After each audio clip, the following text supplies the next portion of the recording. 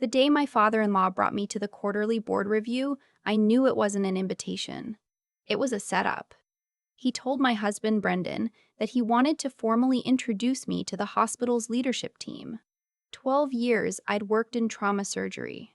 12 years of night shifts and split-second calls and patients whose names I still remember when I can't sleep. And my father-in-law, Dr. Raymond Holt, chief of surgery at Mercy Pinnacle Medical Center, the man whose portrait hung in the lobby, thought it was time to finally introduce me. I should have known then. I wore my white coat, not to impress anyone, just because I'd come straight from a consult on the 4th floor and hadn't had time to change.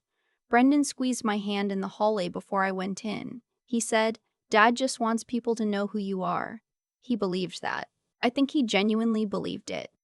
The boardroom at Mercy Pinnacle sits on the 14th floor, floor-to-ceiling windows on the east side, a long mahogany table that seats 20. That afternoon, there were 11 department heads, 3 senior administrators, and the hospital's legal counsel, people who had been in this building longer than I'd been alive. People who wrote grants and set budgets and decided which physicians got privileges and which ones didn't. My father-in-law stood at the head of the table when I walked in. He smiled. That particular smile he had, the one that never quite reached his eyes. And he said, loud enough for everyone to hear, "Gentlemen, ladies, I'd like you to meet my daughter-in-law. She's a surgeon here. Trauma, I believe? Or is it general now? I can never quite keep track." Someone laughed. Not everyone. But enough. I felt my face go still the way it does in the OR when something goes wrong and there's no time to react to the feeling of it, only the fact of it. I said, "Trauma and acute care surgery, level 1 certification. I've been on staff here for 4 years." He tilted his head the way you do when a child says something unexpectedly precocious. "Of course," he said. "Well, have a seat." That was the moment I understood what kind of afternoon this was going to be. I need to go back, because what happened in that boardroom didn't start there. It started 3 months earlier, in the middle of a Tuesday night, when a hospital administrator named Vincent Cho knocked on my office door at 11:30 p.m. and sat down across from my desk with the look of a man who hadn't slept in 2 days. Vince ran quality assurance at Mercy Pinnacle. He was methodical and quiet and the kind of person who remembered procedure numbers the way other people remember song lyrics. We weren't close friends, but we trusted each other the way you trust someone when you've both been in the building at 3 in the morning. Too many times to count. He said, "I need to show you something, and I need you to understand that I came to you because I don't know who else I can trust with this." He slid a folder across my desk. It was a compiled internal review. Incident records, operative notes, anesthesia logs, all from a surgery that had taken place 14 months prior. A patient named Dale Morrow, 51 years old, admitted for a gallbladder removal that should have been routine. He died on the table. The official cause, the one that went into the system and the one that his family received, attributed the death to an undisclosed pre-existing cardiac condition. But that wasn't what the anesthesia log showed. What the log showed, what Vince had quietly pieced together from 3 separate records that had never been cross-referenced, was that the attending surgeon had administered the wrong concentration of a paralytic agent during closing. The dosage error was significant. The cardiac event that followed wasn't a coincidence. It was a consequence. The attending surgeon listed on the operative record was Dr. Lena Park. She was 29 years old at the time, a third-year surgical resident on her first solo attending case. She had been placed on administrative leave 6 weeks after Dale Morrow's death, pending a review. The review concluded that her performance had been substandard. She lost her residency position. Last Vince had heard, she was working outside medicine entirely.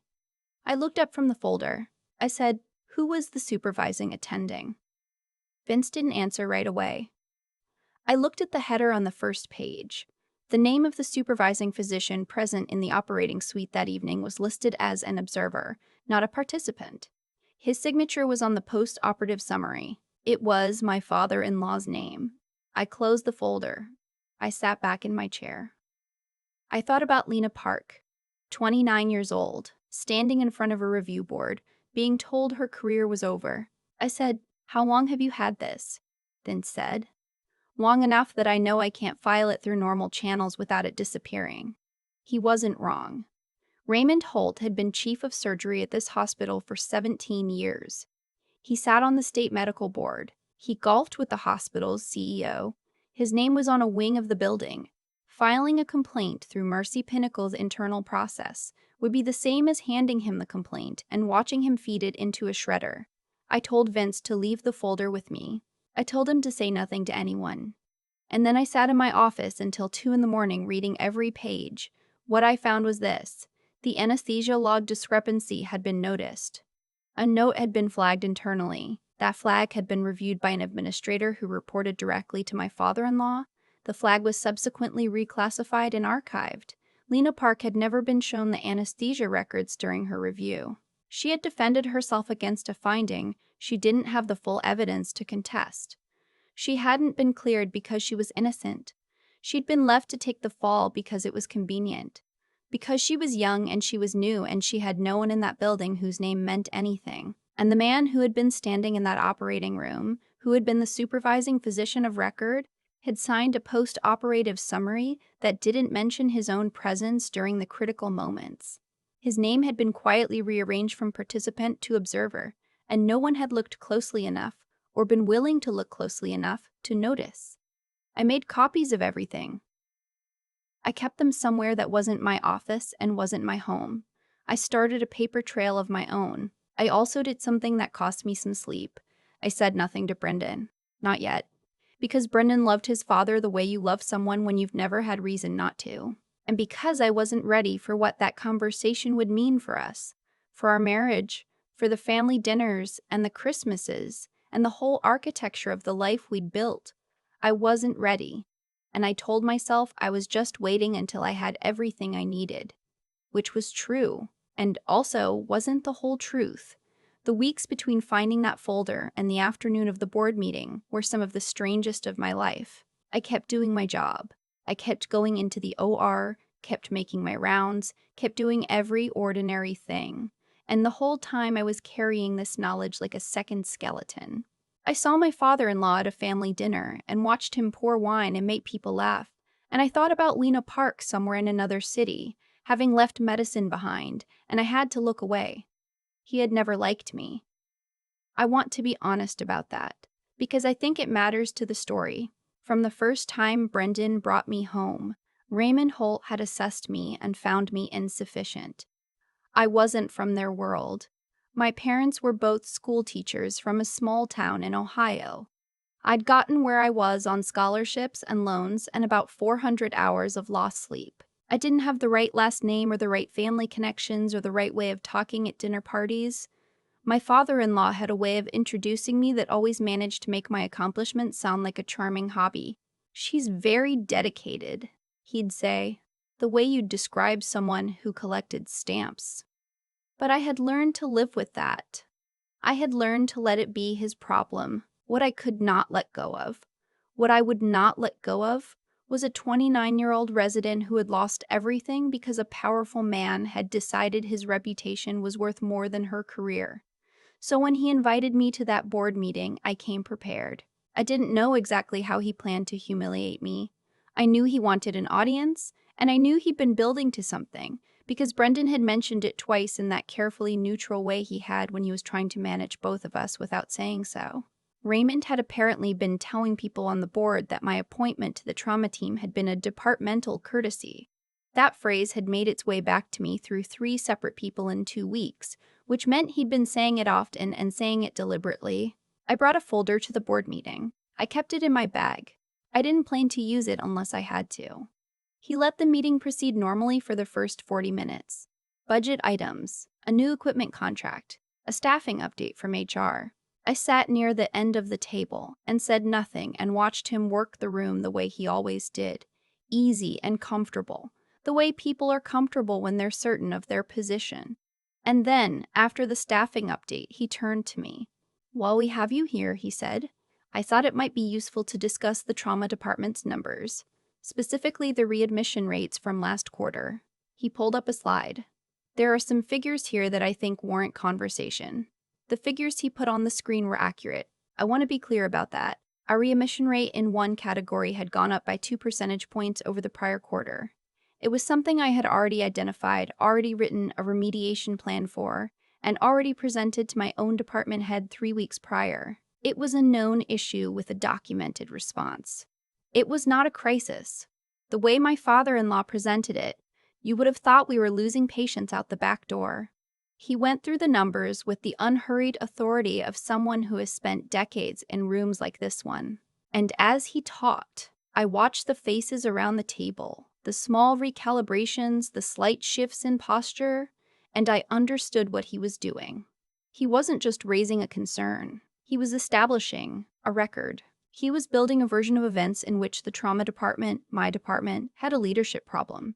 And the person sitting at the end of the table, quiet, not in a position to defend herself without looking defensive, was that problem. When he finished, he looked at me with that same almost smile and said, "I'd be curious to hear your thoughts, of course, since you're here." The room was quiet. 11 department heads and 3 administrators and 1 attorney, all looking at me. I took a breath. I said, "I appreciate the opportunity." And I reached into my bag and I pulled out the folder. I didn't raise my voice. That's the thing I want you to understand. I didn't shake or stumble or let him see that my heart was hammering. I had rehearsed this, not the words exactly, but the posture of it, the steadiness. I had rehearsed being the person in the room who was the calmest, because I knew that was the only version of this that would work. I said, "Before we continue discussing the trauma department, I'd like to bring something to the board's attention.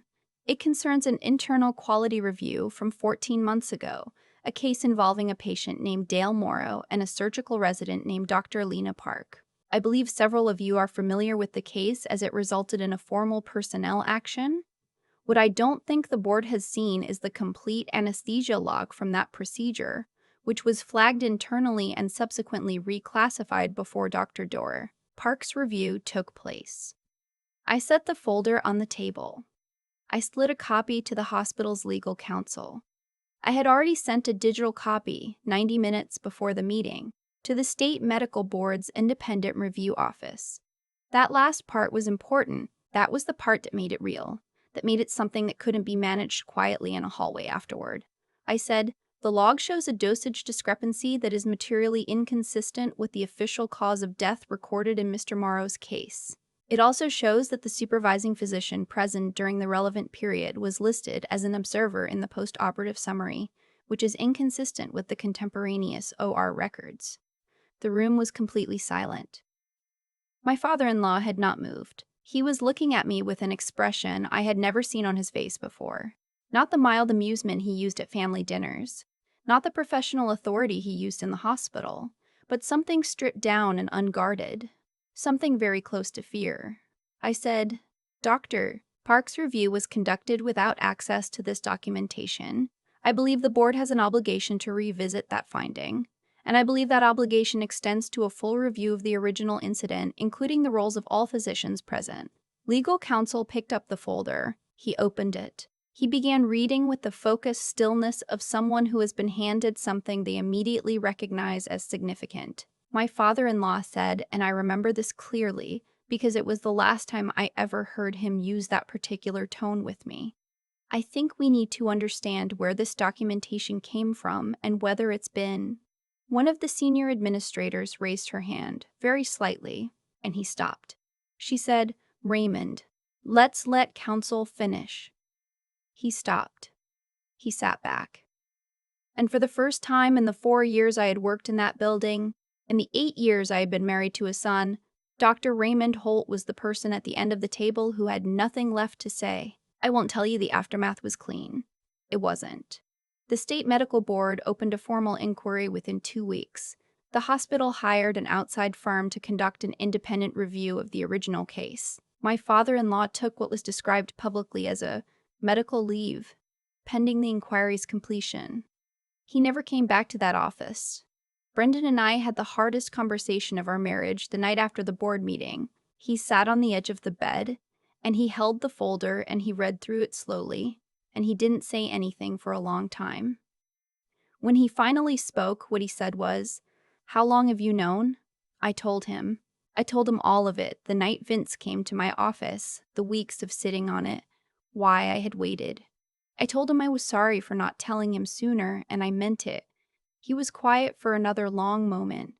Then he said, "She was 29 years old." "Yes," I said. He nodded slowly. He set the folder down. He didn't defend his father. He didn't ask me why I'd gone to the board instead of coming to him first. He just sat there with the weight of it, the way people sit with things that can't be undone or redone, only carried. That was the moment I knew we were going to be okay. Not easy, not immediately. There were months of hard conversations ahead, family fractures, a Thanksgiving that happened in a hotel room with just the two of us, because there was nowhere else to go. But okay, we were going to be okay. Lena Park had left medicine to manage the social media accounts for a small veterinary practice in Portland. A colleague of mine tracked her down after the inquiry became public. I wrote her a letter, an actual letter, on paper, and I told her what had happened, and what I had found, and what the board was doing about it. I told her that the finding against her was being formally reviewed. I told her that the record would show what it should have shown from the beginning. She called me 3 weeks later. I don't know exactly what I expected from that call. Gratitude, maybe, or anger, or something in between. What I got was something quieter than either. She said, "I left because I thought I wasn't good enough. I spent 2 years thinking I had killed someone because I wasn't good enough." She was silent for a moment. "Do you know what it does to you, to think that about yourself for 2 years?" I didn't have a good answer. I still don't. What I know is this. Raymond Holt resigned from the state medical board in lieu of a formal disciplinary proceeding. The independent review concluded that the original post-operative documentation had been materially incomplete in a manner inconsistent with standard record-keeping practices. That is the careful bureaucratic way of saying what it actually was. Lena Park's personnel record at Mercy Pinnacle was corrected. She is, I heard this recently, through the colleague who'd found her, considering whether to return to medicine. I hope she does. I genuinely hope she does. My father-in-law and I do not speak. Brendan maintains a limited contact with him, a birthday call, a check-in at Christmas, and I have told Brendan that is his choice to make, not mine. I don't ask about those conversations, and he doesn't report back on them. We have built a boundary around it that is workable, if not perfect. What I think about, sometimes, in the OR late at night when things are quiet, is the portrait in the lobby. It's still there. No one has taken it down yet. Maybe they will. Maybe they won't. A name on a building is a complicated thing. It's not an endorsement exactly, but it's not nothing either. I think about the fact that for 14 months, everything was in those files. The truth was sitting in those files, reclassified and archived, waiting for someone to look at it carefully enough. I don't think of myself as brave. I want to say that clearly. What I did in that boardroom was not a heroic act. It was a late act. It was something that should have happened 14 months before it did, through official channels by people with more standing and less conflict of interest than me. The fact that it had to be done the way it was done is not a triumph. It's a problem that the system had. But it was done, and Lena Park knows her record is corrected. And Dale Morrow's family has been contacted, through legal counsel, with information they were not given 14 months ago. That has to count for something. I'm not sure yet how much, but it has to count. The last thing I did before I left the 14th floor that afternoon, after the board had gone into executive session and I had been asked, politely but clearly, to step out, I took the elevator back down to the lobby. I walked past the portrait. I looked at it for a moment, the way you look at something you've passed 1,000 times and are finally seeing clearly. Then I went back to work. I still think about the folders sitting on that mahogany table. How thin it was. How ordinary it looked. Just paper. Just records. The kind of thing that gets filed and forgotten in buildings like that one every single day. And yet everything was in it. Everything that mattered had been in it for 14 months, waiting. What strikes me now, looking back, isn't the boardroom moment. It's the 14 months before it. That's where the real story is. A young doctor named Lena spent 2 years believing she had failed a patient. 2 years carrying that. And the reason she carried it alone wasn't because the truth didn't exist. It was because the people who knew it had decided their comfort was worth more than her future. I've thought a lot about what it actually takes to do the right thing when the right thing is inconvenient. Not dangerous necessarily, not heroic in the dramatic sense, just inconvenient. Costly in ways that are hard to explain to someone who hasn't stood at that particular crossroads. I had a good marriage. I didn't want to destabilize. I had a position in a hospital where my father-in-law's name was on a wing. I had every practical reason to close that folder, hand it back to Vince, and tell him I was sorry, but this wasn't my problem to solve. What I kept coming back to was Lena, 29 years old. Her first solo attending case. She had walked into that operating room prepared, trained, doing exactly what she was supposed to do. And she had walked out of medicine entirely because someone with more power than integrity had decided the story needed a different ending. There's something about that kind of injustice that doesn't let you look away once you've seen it clearly. Not if you're the kind of person who got into medicine because you actually believed it meant something to get it right. I think that's what people sometimes misunderstand about integrity. They think it's about grand gestures, the dramatic stand, the public confrontation. But most of it is quieter than that.